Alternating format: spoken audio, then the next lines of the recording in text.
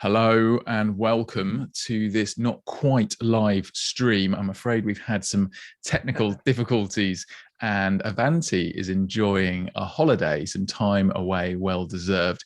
She was hoping to be with us this evening, but she's got delayed in transit between a couple of stops. So you will have to contend with myself and my good friend Oliver. Good evening, Oliver. And tonight we are going to, or today, depending on when and where you are watching us, we are going to tackle the topic of trauma and mindfulness. And trauma is something that you may encounter personally in your life. But if you don't encounter it personally in your life, you are very likely to know people with whom it has impacted them. So it's very useful to have an awareness of trauma and an ability to navigate that landscape with care so that you can provide some support for the people around you who might really need it, and potentially to help heal yourself in your own journey should you be subject to a traumatic incident and something like post-traumatic stress disorder as a consequence. So it might feel a little heavy, and we'll try and be as delicate as possible. If anything makes you feel too uncomfortable, please just disengage from the conversation. Don't try and push yourself through anything that doesn't feel right. If it's not resonating for you, if it feels wrong to you, then please just let this one go. But it is an important topic, and it does affect and impact so many lives. So it's worth being courageous if we can, in a sensitive and compassionate manner, and treading this topic with respect and with care. That said, there are some questions that we're going to focus on for this session. And one is essentially, what is trauma and why can it be so difficult to spot?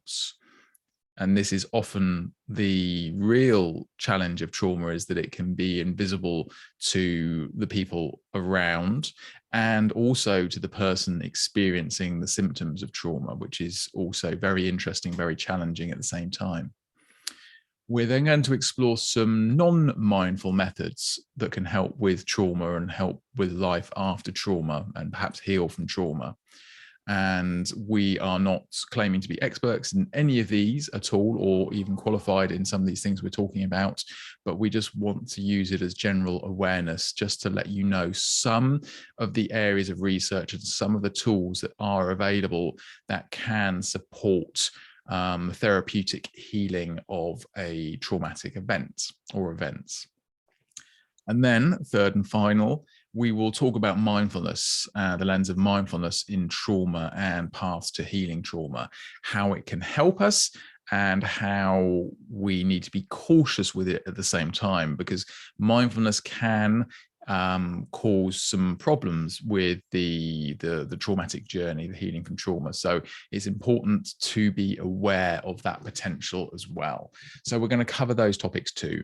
And of course, we're going to do some practices, some mindful practices to help put us in a reflective framework, an introspective framework, and to see if these practices might support what we learn today in our journey through this together. So that's my preamble. Oliver, is there anything you'd like to add to my preamble? Thank you, Rain. And then I think it's very well said.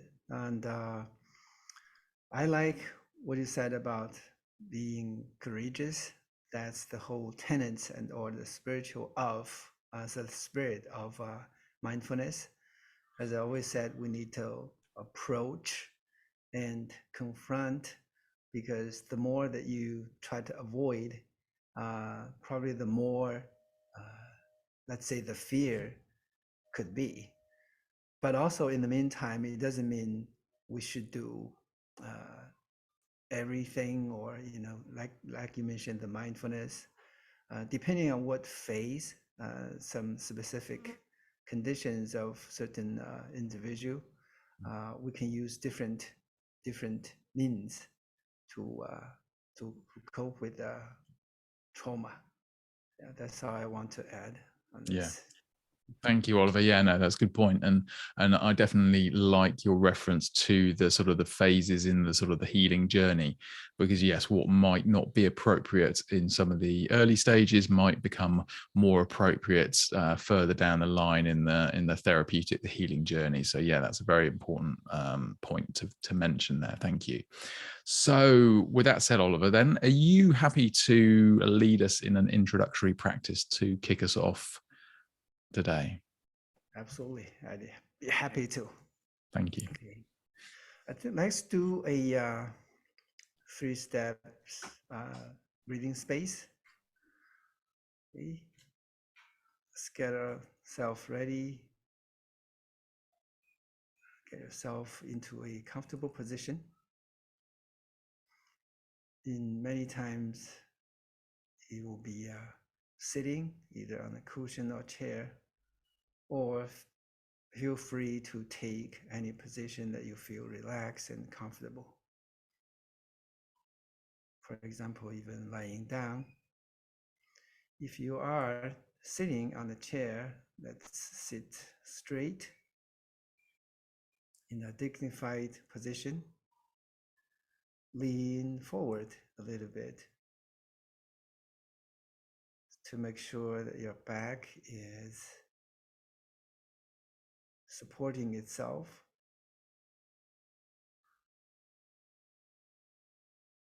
Relax your shoulder. If your 2 feet are on the ground, feel how grounded they are.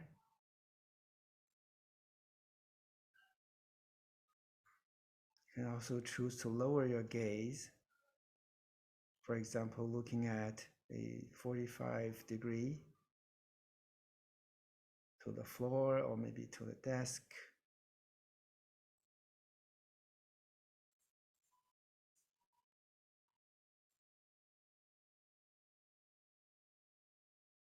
For some of you, you might have practiced this.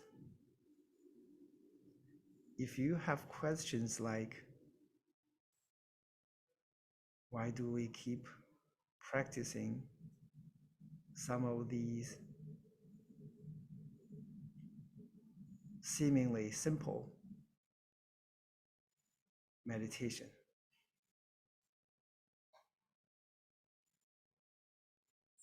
If you actually look at the meditation, the word meditation itself, in Tibetan, where actually meditation is a very popular thing, the word meditation actually means habitualization.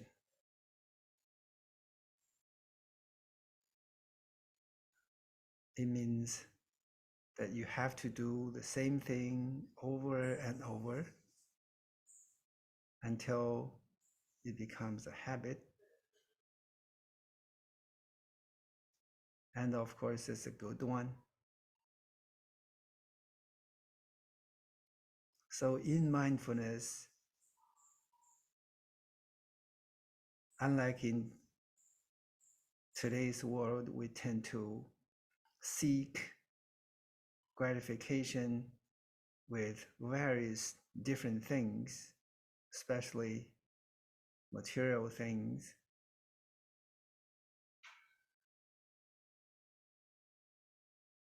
We seek inside,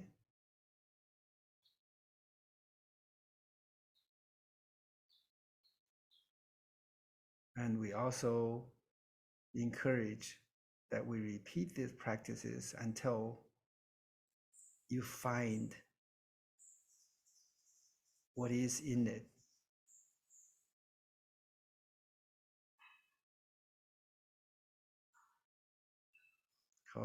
Okay, I'd like to invite everyone to bring our focus just to what's happening just right now.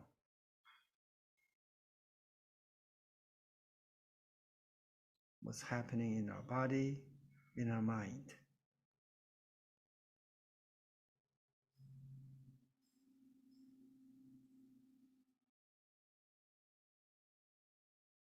Is there any body sensations? Are there any body sensations that's more obvious?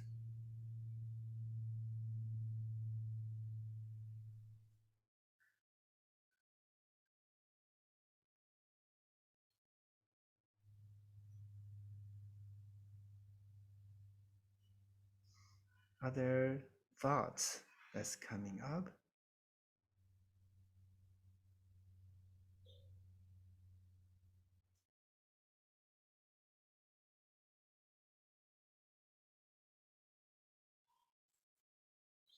Are there emotions that's generated?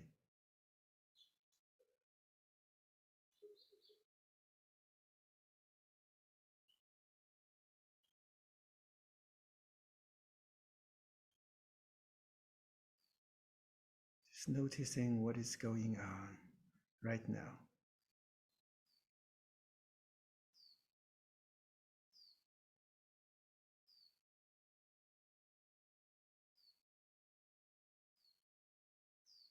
Okay, when you are ready, I'd like to invite you to bring the focus to our breath only. You may choose to focus on the nostril area where you can feel the in and out of the breath.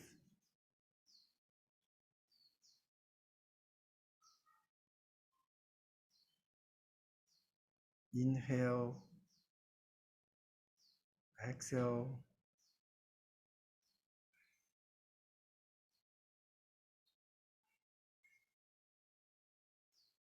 You may even choose to notice the difference of temperature of the in and out breath.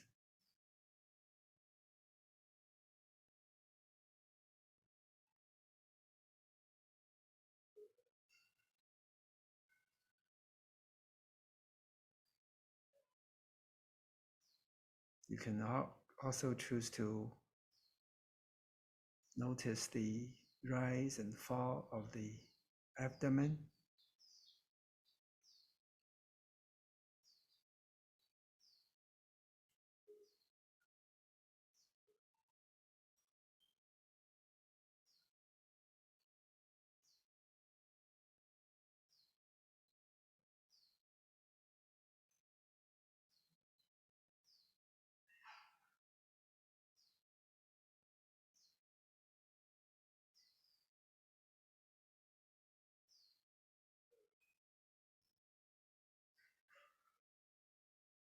If your mind wanders, that's totally fine.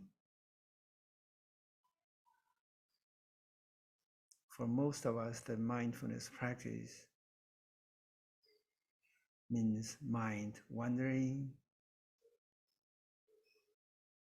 and noticing them and bringing them back to whatever we're focusing.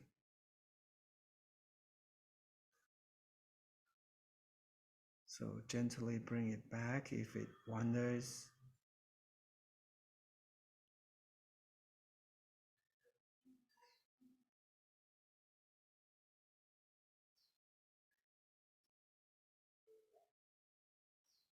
You can actually do this over and over again.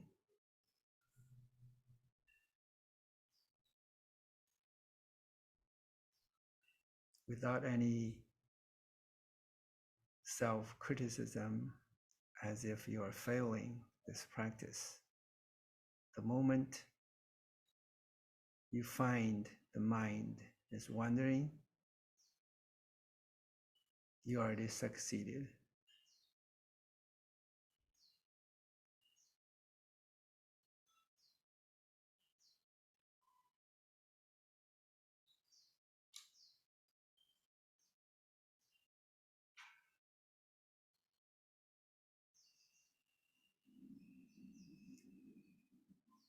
So now, when you are ready, I'd like to invite you to expand the awareness from the breath to the whole body, the space that our body takes,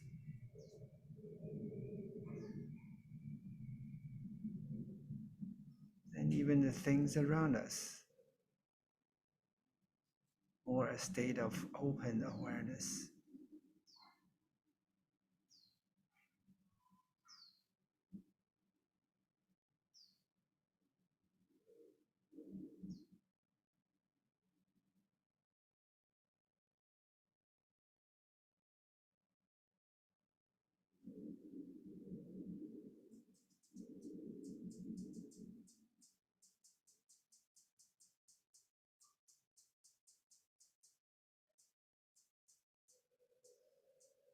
Okay, let's bring to an end of this short 3 steps breathing space practice. So if you're ready, you can open your eyes if they're closed, stretch a little bit. Thank you for practicing with us. Are you muted, Lorien? Thank you, Oliver, and thank you for reminding me I was muted. Perfect. I put it on before the meditation just in case my dog started singing along to the practice. It's so nice to have another simple and effective practice. You know, the 3-step breathing space is just so reliable and so straightforward. So it's a great thing to invite practice of. So thank you for that. And I'd either didn't know or I'd forgotten about the association of meditation with habituation that you mentioned. So that was really interesting. And yeah, and it's powerful. And we just need to remember that this is a skill that we need to practice. And it is as simple and as frustrating as that, that we must just practice and pick ourselves up and begin again. So thanks very much. Okay, right. So to today's topic. So trauma, and really when we're talking trauma, and certainly in a therapeutic sense, we are normally talking about the condition of post-traumatic stress disorder. And I've got a dictionary definition here just to introduce us to it before we open up a little wider with our individual perspectives, because I think that might help settle it a little. But it is, because it's a dictionary definition from the Oxford Dictionary of Psychology. So it's a little bit stuffy, serious. So we need to probably unpack it into more general terms, but just to cover some of it. So a trauma and stressor related disorder, also considered an anxiety disorder, which is interesting, arising as a delayed and protracted response to experiencing or witnessing a traumatic event involving actual or threatened death, serious injury, or sexual violence to self or others. It is characterized by recurrent involuntary, intrusive, distressing memories of the traumatic event or dreams related to it. And the definition goes on, but I think that's probably enough of a definition to be working with for the moment. So, Oliver, within that framework, in your experience, you know, personally in any work and from a mindful perspective, what's trauma to you, and why can it be so difficult to spot? Yeah, I think I agree with the definition. Like any science terms or medical terms, it has to have something that people agree. For example, practitioners, even volunteers, doctors, and the patients, let's say itself, to have a certain definition that everybody could agree on or most agree on. But to a certain extent, there is a different, there is a wide range of things. I know you mentioned violence, maybe war side, or sexual, physical violence. Um, but to me, I know depending how you look at it, to me there are things that is not that violent, but depending on the recipients, right, of that scene, of that information, the effect can still be very serious, that affects one's life after that, even to the few decades or maybe the whole life. um, I've had like personal experience, right? When seeing parents quarrel, I guess I presume that most couples quarrel sometimes in front of their children unavoidably. So, of course, I think everyone try to avoid, right? Not to do that. That's and yeah, this is not that realm we're covering. But to myself, after receiving that, or a in between families just quarrel, I had the impression in my own um, before teenager, I think it was early elementary school days. uh, the impression I had, I think, affected pretty much a few decades of my life, until I'd say until this mindfulness practice. I had the courage to look at everything, and then it was, I think it was healed, mostly, at least. Um, that could be a very, the experience we need to look at also. I know by definition there are with significant symptoms, and doctors say that even those with significant symptoms, only 10% uh, will be diagnosed as PTSD. And then actually among that, 90% of the time, over time, for example, half a year or not, maybe not too long than that, uh, they're back to normal. They're healed in the sense. Actually, in my own mindfulness class, I had this uh, one lady that experienced a very uh, kind of tragic breakup. Um, Actually, by the time of the breakup, she found out she was pregnant. She was diagnosed, of course, with PTSD. I was actually very careful, right? Our mindfulness class try to filter that, with these symptoms, it could maybe do the opposite for some of them. So I was careful enough, but she actually feels that she's okay. But I was very glad to see that over the few weeks, she didn't even finish the whole 8 weeks course. And but she was, I think she was healed, at least to some extent, in terms of the number of hours of sleep that she was able to get, from like 2-3 hours per night to 5, even 6. And yeah, I think that was good. And yeah, I think to this extent, um, most of the PTSDs may, mm, there's a good chance to get healed.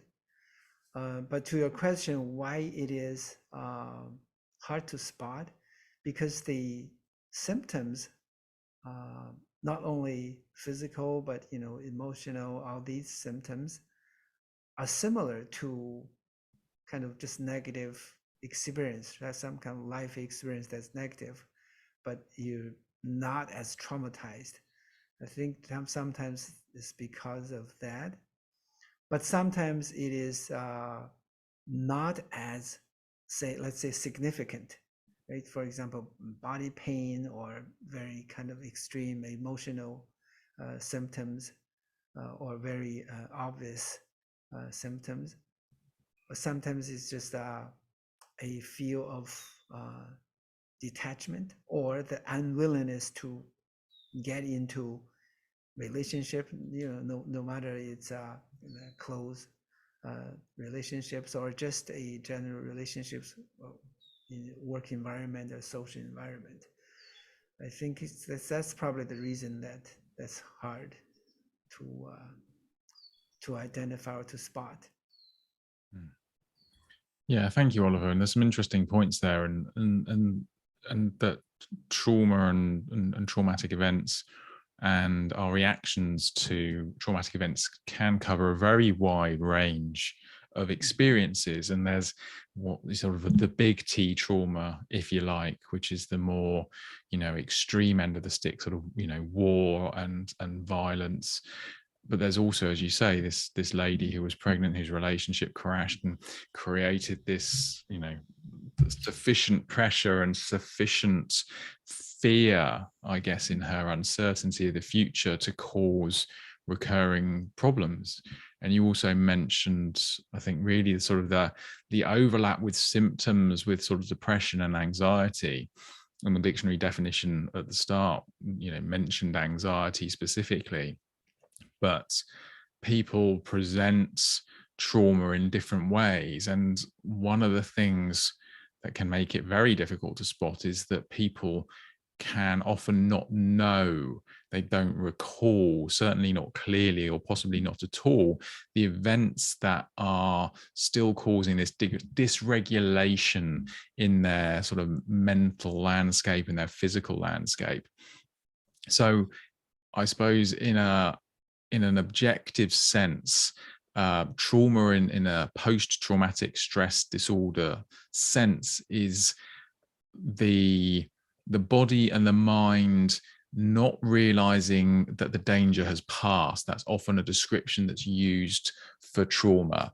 So the body, the mind is recreating the experience, but often in a very broken, discombobulated, disordered way, because the memories haven't been stored accurately.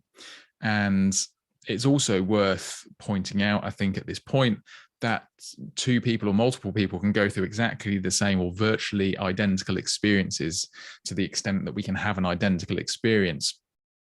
And some people will develop a stress disorder, post-traumatic stress disorder, and some people won't. Some people will recover from it in a more typical way, for want of a better expression.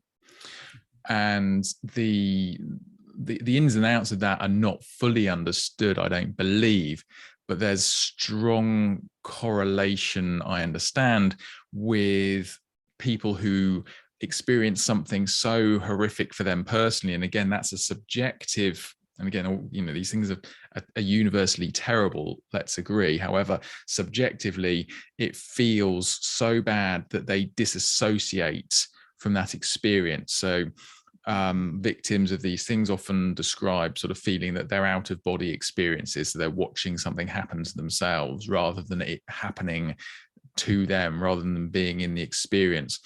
And that I understand, I believe, is supposed to be the sort of the body, the mind's attempt to protect itself from something so horrific, so overwhelming.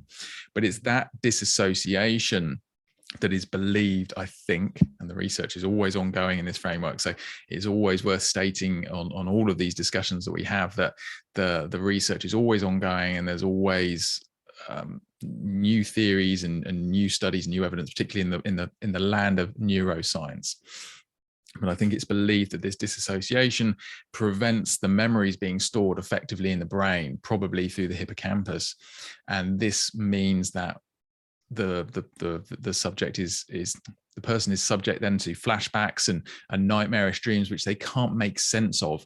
And that's particularly the case if they don't remember the events, or the disassociation and the memories become blocked again because the event is so personally horrific that they just aren't ready to face it, can't face it. And this isn't a conscious choice. None of this is conscious. And so this is locked within their mind unconsciously and comes out in echoes through their life.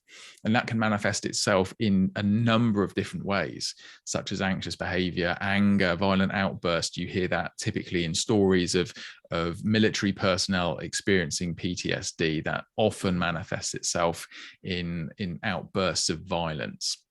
But it's not defined to that, and it's not limited to that. There's a whole raft of ways that people can present, and some people can present very effectively in certain areas of their life, certain contexts. So there are lots of accounts of people who've suffered traumatic events who can perform seemingly very effectively in a work environment, for example, but their home life, which maybe isn't as regular as in organized, isn't as certain, because our social dynamics, particularly with family, can be some of the most challenging in our lives.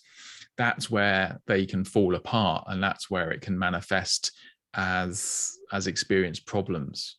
So hopefully that's some of that, and it's a huge topic, isn't it, Oliver? I mean, it's not. Yeah, it is. Yeah. So hopefully that's a bit of what is trauma and why it can be so difficult to spot. And I think because it manifests in so many different ways, and the person experiencing it, suffering it, can be completely unaware, or at least not practically aware of what's going on. And that makes it very difficult for them to identify themselves, and other people perhaps to identify. They might just think this person is behaving strangely, or is just, a difficult person to be around. And actually, that's not the case at all. They're trying to process, their bodies, their minds are trying to process this information that is still presenting itself to them as a real life threat. They still keep reliving the threat, and that's really, really horrific thing to be going through. Okay. Oliver, is anything else you want to add to that before we move on to the sort of the second phase, the non-mindful methods? Maybe quickly, there's an example of I have a friend, actually. He was a Marine sniper. He didn't share much. I'm not even aware. If not, we're talking this topic, I wouldn't even think this way. I know he couldn't sleep. I think I was able to help him with my way to getting back to sleep. He was in Afghanistan. I'm wondering if that's a PTSD, but I know if we see violence like happen to ourselves, but from his point of view as a sniper, when seeing there's also that this could be that violence, right? The scene that he is able to see could well hurt or traumatize himself also. I don't have a kind of medical diagnosis. He didn't share, but the fact that he wasn't able to get sleep maybe showing some part of that. But he also spent time for different solutions. Of course, military offer their assistance, psychological constellations, and he was trying to find his different ways. I guess my point is sometimes it has to be over time. You try different things and find that solution, find that heal for yourself. It may take some time. Yeah, absolutely. Yeah, there is no sort of one answer for everybody, and I think that's true for a lot of things in life. We're very proponents of treatments or techniques such as mindfulness, for example, will often claim that it can cure everything, right? It's a one-stop shop for all your ailments, and that's seldom the case. So there are a range of treatments available, and there's ongoing research in this space, and I think that is important. And it's interesting what you said about your friend who had been a recon sniper, and yeah, you can absolutely cause yourself trauma by what you witness, right? So you don't have to have been directly the victim of it. You could be the perpetrator in a sense, right? So people in military combat environments may have to do things that, you know, either voluntarily or involuntarily, things that are so horrific to them and that they can't rationalize, particularly in, you know, incredibly challenging war zone situations. I can only imagine what that might be like and how that could affect you. And like you, I've had friends who've served and who've been in Afghanistan and things like that, and have come back with you know, very difficult stories. So yeah, absolutely, that is often the case, again, particularly with military personnel, things that they've seen and perhaps done, say wittingly, unwittingly, voluntarily or involuntarily, that's left them sort of unable to reconcile themselves with themselves when they come home, and creates that tension, that problem. Thank you. Okay, so let's move on to some of the sort of non-mindful methods, treatments that are currently sort of out there being explored. And I mean, Oliver, do you want to open up with anything from your perspective? Okay, so I'm not a therapist on this again. Yeah, no, we're not the Nothing experts. No, we're authoritative, just but sharing it's some maybe information. from yeah, just from the my own reading. Um, there are, if you remember, I think last time or in last couple of our sessions, you did this breath, like eight, 8 box or 4 box of breathing, like breathe, hold for a few seconds, breathe for a few seconds. And I've seen this at the therapy also, and then followed by a good list of body movement. Right, and getting out is getting moved, getting out. Um, focusing on the body is already kind of mindfulness, but non-mindfulness like Tai Chi, you know, go for a walk, um, talking to friends. It's just like whatever, when you do feel happy, talking to friends, share with that. That could all help. There are definitely records from the doctors that that all these work. Yeah, these are actually the mindfulness, non-mindfulness measures that I've seen. Yeah, and I think that's so important. It is the social connection. If the person experiencing it feels that they can make those steps, and again, some people really struggle with that, and will shut down all their relationships and be unable to connect. But if you do have, if you're able to sustain and maintain a strong social support group, then that can actually be very healing. And support groups are out there, you know, and there are lots of support groups, survivors groups, and healing groups out there for people who have experienced similar events and circumstances, and that sense of community and common understanding can really help with the healing process. So that's very important and valuable. Some of the things that I keep an eye on are the research into the use of psychedelics. I find particularly fascinating in this context, and using things like psilocybin or MDMA, which is the technical name for the drug ecstasy, the recreational drug ecstasy. And those are used in conjunction with traditional psychotherapy, talk therapy, to help people rebuild the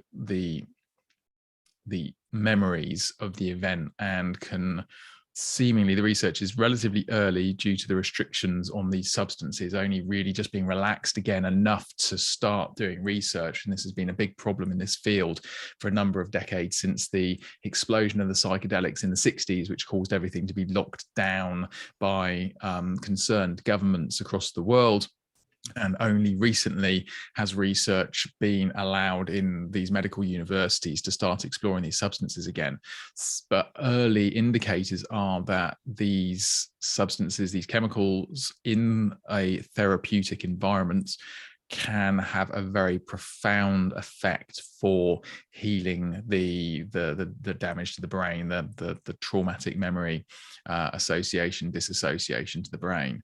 So that's something that's very interesting and is something that should keep watching this space with. The other things are a lot of it is reintegrating the thoughts in a healthy way. So traditional talk therapy, psychotherapy is about helping the person reconstruct the memories of the event. So putting together, recreating the story of what happened, and then actually reliving that event within a controlled therapeutic space and feeling the emotions is the important thing again, because again, one of these things with trauma is this disassociation between the event and the memories and the emotions that then sort of hit you like a stormy ocean, seemingly without reason or without understanding. And it's reassembling those components in an ordered frame, like taking all the movie frames in a movie and jumbling them up and putting the sound in a different order, right? It's reassembling that. And if you can imagine, if you cut, was it 24 frames a second in a movie and all the sound files and that was all split and jumbled up, trying to unpack that can be what is incredibly challenging. It can take months of therapy or years of therapy, which is where the psychedelics are so exciting, because they can possibly really enhance that process and speed it up. But what you're doing as a talk therapist, as a psychotherapist, is helping the person rebuild a structured movie framework that they can then play and go through and relive the experience as it happened, so that the body, the mind can actually process it properly and then move forward. And I think this moving forward is an important thing to capture, Oliver, because you don't ever forget the trauma. You don't ever forget the event. You can't. This is one of the things that I hear people sort of say repeatedly around this is, I want to be the person I was before this happened. And unfortunately, you can't be that person, because that person has been changed. You can become someone moving forward. And that's what you help people to rebuild. And I think that's the important thing to express and to understand. You're helping people, process the event as it was, as tragic and unpleasant and as horrific as it was, but to move forward from a position of strength. And as we started today's show, a position of courage, so that you are not just victim to the ongoing experience of your body, of your mind, but you are once again an active agent in your own life. And that is a hugely powerful step. So yeah, talk therapy, the drugs, things like yoga, etc., can help with that sort of mind body restoration. And I think you alluded to that too. And I've heard Bessel van der Kolk has done a lot of research on this and a lot of work. And he talks also about theatre and people using arts, theater, right? Yeah, specific sort of typically specific directed sort of therapeutic approach in theatre, in arts, and that can also be very healing as well. Oliver, is there anything else you want to add there? I'm conscious that I've been blurting on again and that this topic is massive. Yeah. You actually remind me some other means. Maybe it's not used anymore, or not as much, because it's seclusion or restraint, right? Sometimes even tie, if somebody has very extreme symptoms, or could be some actions violent, he's bandaged into the bed and keep in a cell. Restrained, yeah. I'm not sure, but it looks like it's not used as much, right? It's more open up to, even the talk therapy is open get them more social, connect with each other, Mhm. with others. Mhm. Yeah, I would hope so. And I say I'm not. I mean, I guess it depends on. I mean, I would think you would only be, and saying I'm speculating wildly here. You'd only be restrained if you were a danger to yourself or to others through this, and that should be only part of a process. But that sort of is a very extreme level of hospitalization required in certain instances. But yeah, hopefully that's rarer and rarer depending on where you Yeah, are in the world. I'm yeah, sure. it could still be possible, because like the bipolar, in most of the time, is encouraged to use this more mind uh, therapy than medical. But you still have sometimes use medication at least in order to calm down, right? To getting the individual outside of those extreme state, Mm. even in order to take the next step. So it's probably still, again, even necessary, but just hopefully it's not the like the sole solution, right, over the whole phase of therapy. Yeah, no, and that's a very good point actually. And it is you need to you need to have a tool, something, whether that's medication or perhaps mindfulness or breath work or yoga or something that works for you, that creates enough stability in the present moment Mm. to start working on the difficult subject. It's like creating, it's like you're trying to make a sculpture on a choppy boat in the sea. You need to create enough Yeah, stability to be able to accurately chisel something. I don't know if that's a good analogy or that's a not, good but that's a it's good analogy. Yeah, I also like what you said about I think our mind don't forget things, even though we wish we could recall everything, right? For test, for whatever, telling stories, for never work, remember that. Yeah. but the memory just work like this, right? If you force it, you try to remember, you don't. But actually, do we forget things? I'm more tend to maybe I need more scientific evidence to show this, but there are some like studies of near-death experience. Some of those that they really can at that moment they can recall everything. It's just um, all the time are squeezed into maybe one point. There Mm, were not even feel of time, but one thing was sure: you don't forget things. mm. Everything that you experienced is there, is played in that theater. Maybe in just very short period of time. Yeah, it's a little off our this topic of trauma, but I sometimes that showed that somehow shows that we don't forget. So still face it, approach, right? Confront is still the good attitude. Yeah, no, and I mean it is relevant to this because it talks about and it's the fact that we're not always conscious of things, and that's the thing. So the information that we've tried to learn for a test that probably is somewhere in our mind because we remember it once the test is over, or when we wake up in the middle of the night and we remember where we left our car keys or something like that.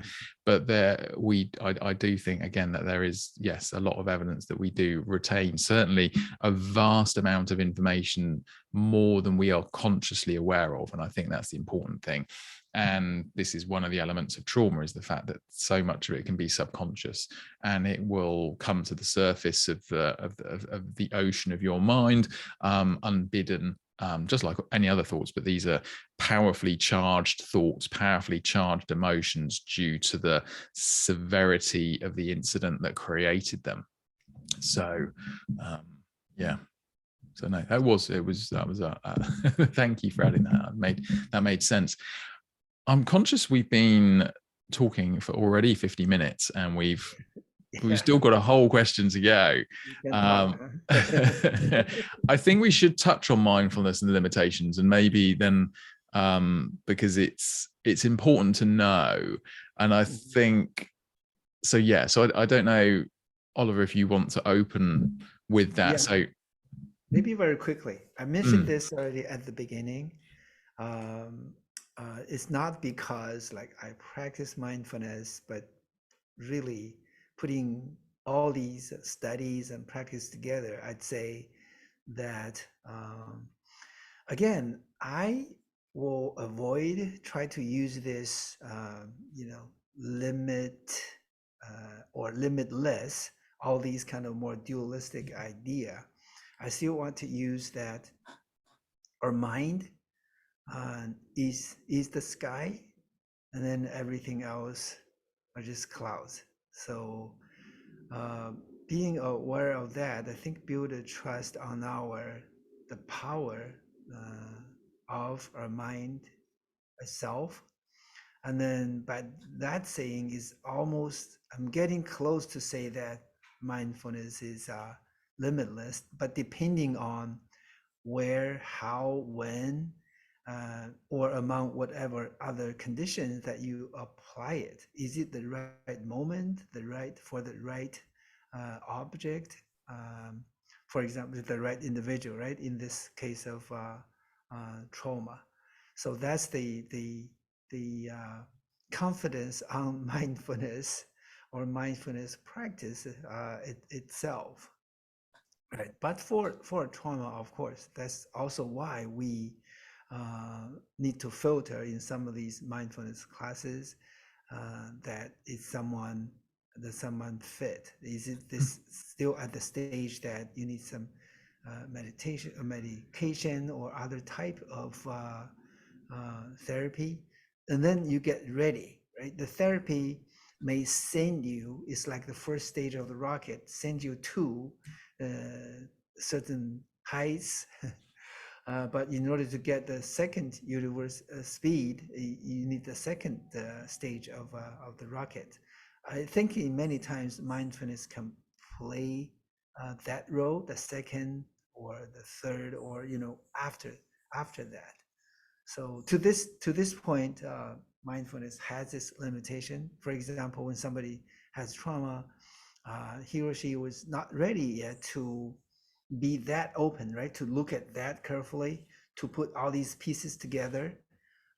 Just need to be more, take some gradual steps um, before they, at least before the classical mindfulness practice, take his position or play his role.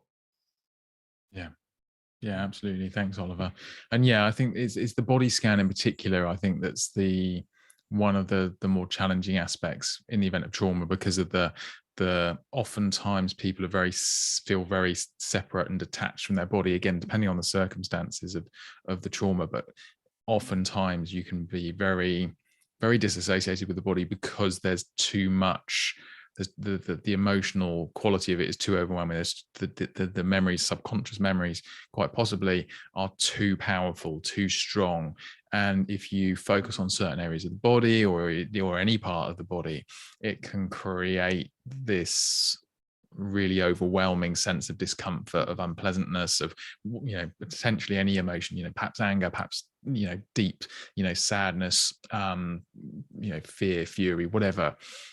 So you can inadvertently trigger the symptoms of trauma and sort of even sort of recreate to a point the events of the trauma in the mind of the person.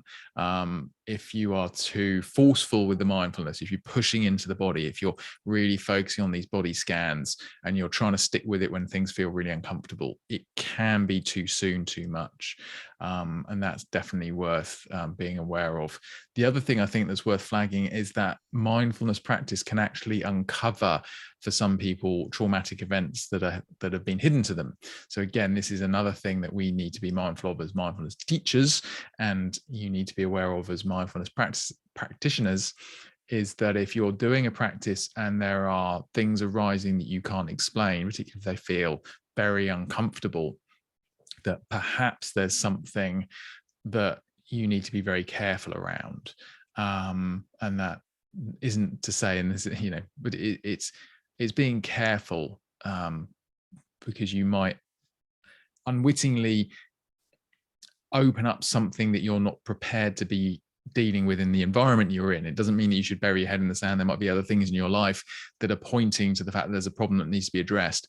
But actually, sometimes mindfulness journeys, meditations, because people invariably only come to mindfulness or these sorts of practices if they are unhappy in their life in some way, right? If your life is fulfilled and feeling perfect, you're probably not going to seek out mindfulness if you hadn't already been doing it, because that's why mindfulness becoming more and more popular, because looks like nobody life is perfect. it's not all a can of roses. Well, which on my stream on Friday, I hope to be talking about meaning in life. So that's something that we can hopefully cover there. But yeah, absolutely. So people come to mindfulness because life doesn't feel right for them by and large. I think at least 99% of mindfulness practitioners are doing that.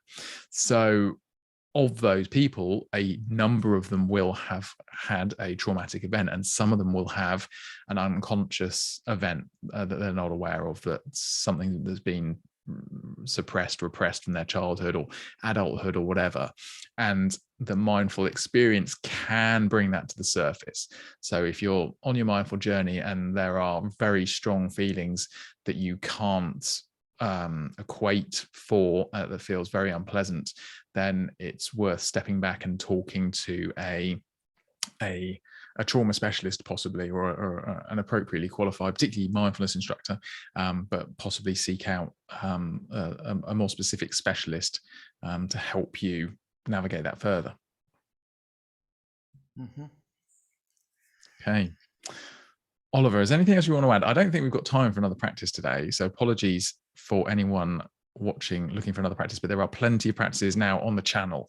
So we've got lots of other videos taken out of these live streams. This is now live stream 11, although of course it's not technically live today, but it's our 11th group broadcast. So there are plenty of other meditations for you on the site if you want to pick up a practice separately to this. But yeah, Oliver, any sort of final comments or thoughts? Maybe a quick comment again. So I had a short video on a discussion of is depression a disease? So the reason on that video, I said it's not, right? Although it's kind of one of the dualistic, one extreme. But the reason I said that is because there are people who, if you are diagnosed, for example, cancer, right? Sometimes it's you're better off not knowing that you have cancer, because when you know that, there's a lots of burden adding on top what you already have. Right? Sometimes if you don't know, or just look at it not as a disease, it can help you to have more courage, have more power, even to cure, to heal what you already have. Right? That's kind of a little bit philosophical, but something worth thinking too.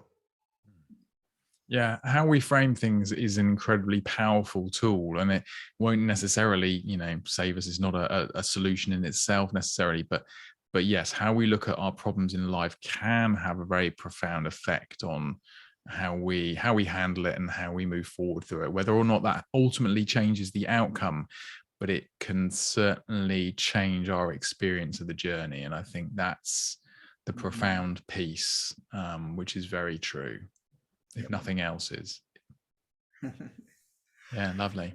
Thanks, Oliver. Yeah. Okay. Well, thank you very much for the chat today. This has been really interesting, and I think there's plenty more scope here. So hopefully when Avanti's back from her holidays, then we'll get together again and we will consider this topic part 2. So let's do that. Yeah, fantastic. All right, everybody. Well, thank you so much. Questions or comments, as always, down below. Please like, subscribe, share, connect with us at the Conscious Together site, and we would love to hear from you. So all the best. Have a great rest of your day, and thank you for watching. Thank you, and Bye. Thanks very much.